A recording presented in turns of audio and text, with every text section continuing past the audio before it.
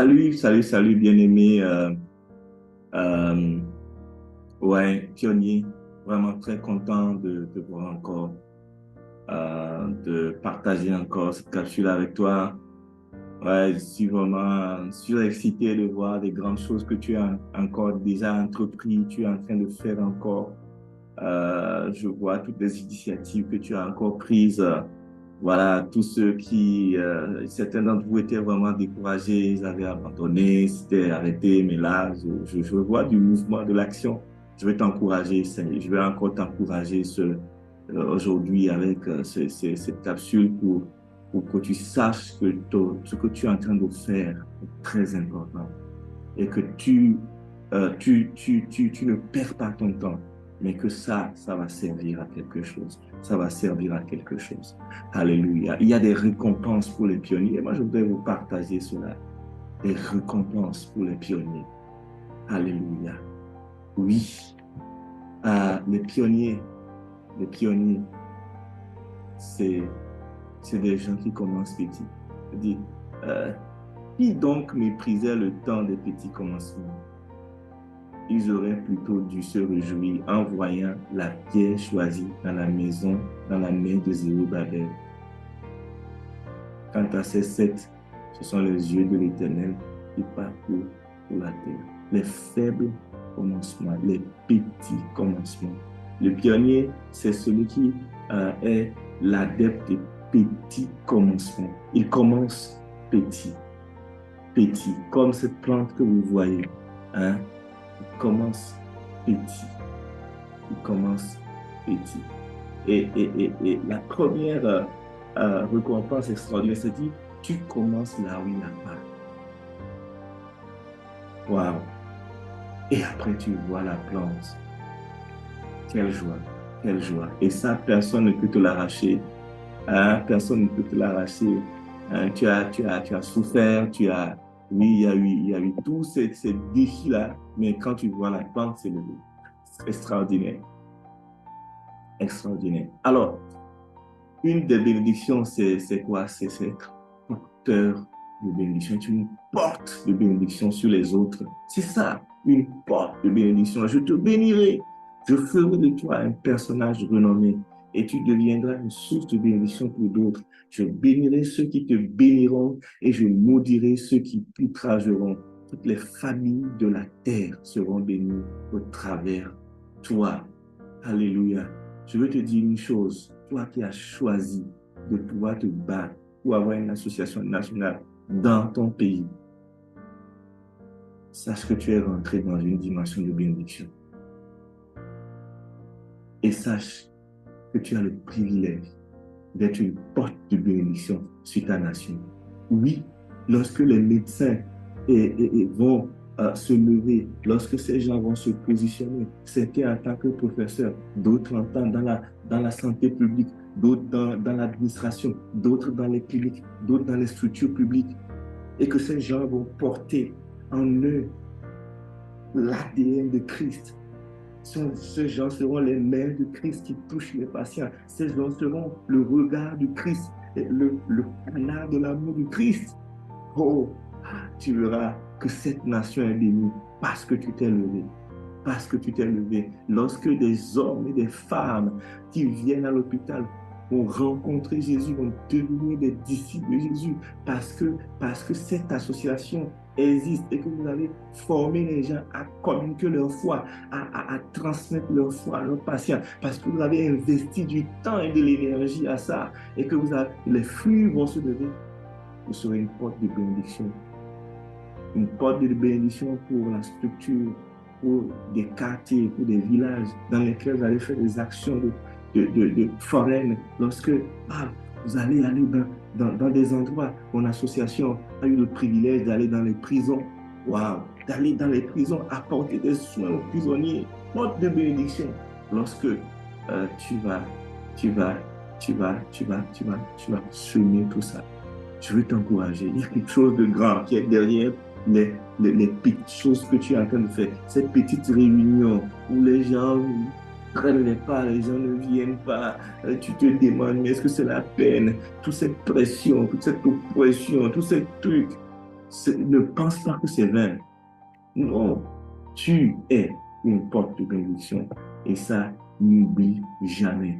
N'oublie jamais aussi, deuxième chose, cher pionnier, c'est que tu as le privilège de poser les bases. Alléluia.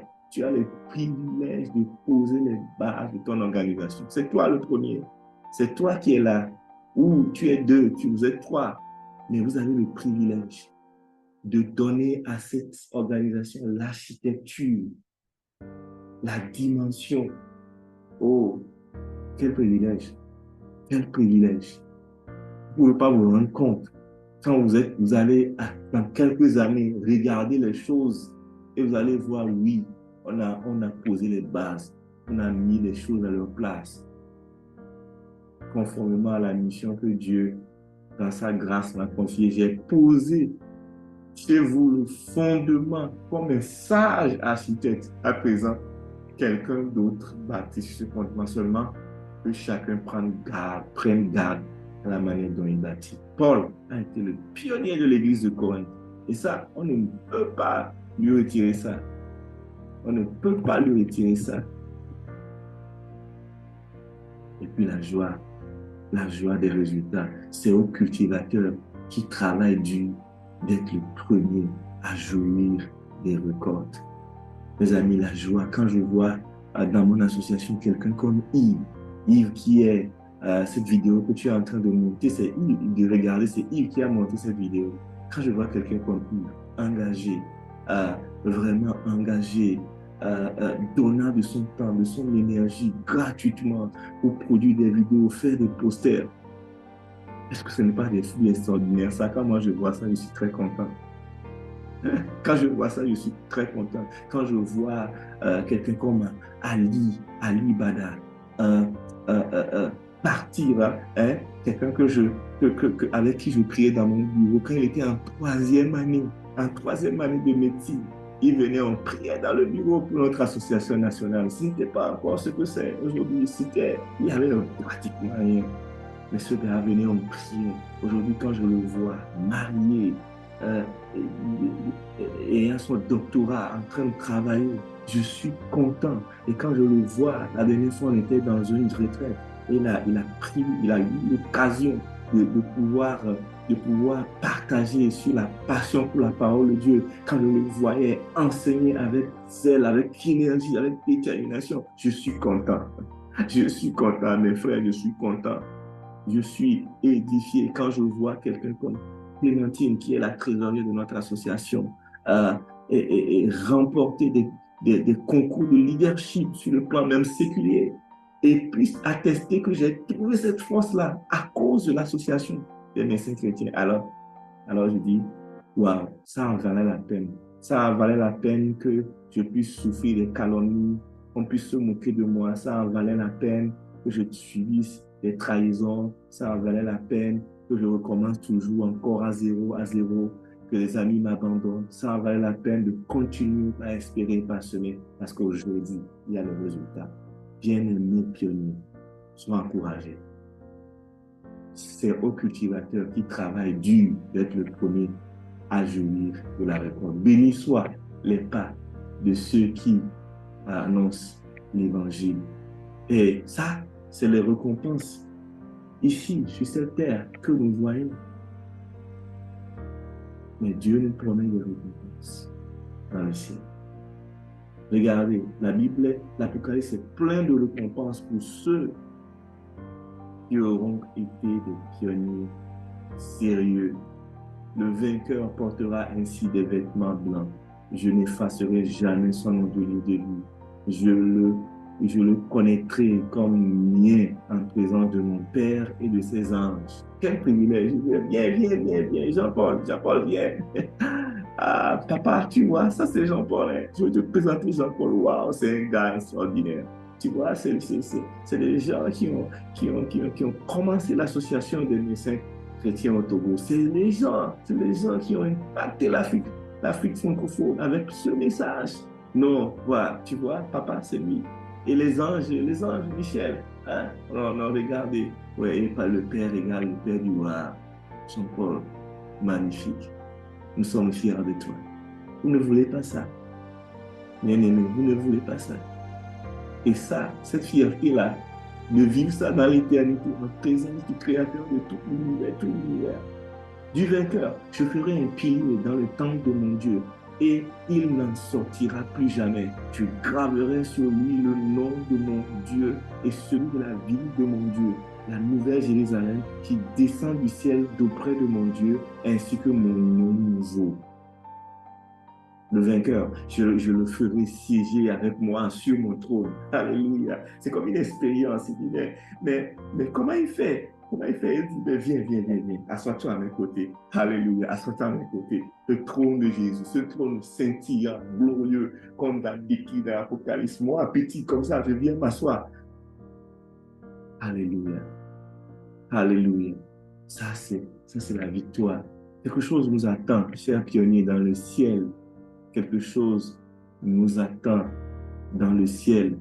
Il n'y a pas seulement le salut, il y a aussi la récompense, il y a aussi la reconnaissance de Dieu pour ce que tu as fait. Chaque prière, chaque engagement, chaque temps donné pour aller organiser des réunions, faire ceci, chaque argent dépensé, toutes ces choses sont vues par le Père et seront reconnues par le Père.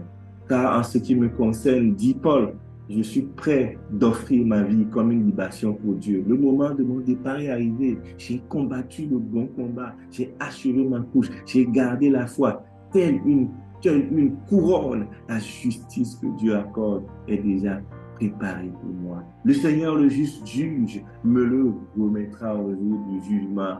Et pas seulement à moi, mais à ceux qui, avec amour, attendent sa venue. À toi et à moi, nous allons avoir cette récompense extraordinaire. Après quoi, le roi dira, ce roi-là représente Jésus, à ceux qui seront à sa droite, venez, vous qui êtes bénis par mon Père, prenez possession du royaume qu'il a préparé pour vous depuis la création du monde. Waouh. Et souvenez-vous du parabole de Talent. Ce que le maître a dit à celui qui a fructifié ce talent. Très bien, lui dit son maître, tu es un bon serviteur, en qui l'on peut avoir confiance.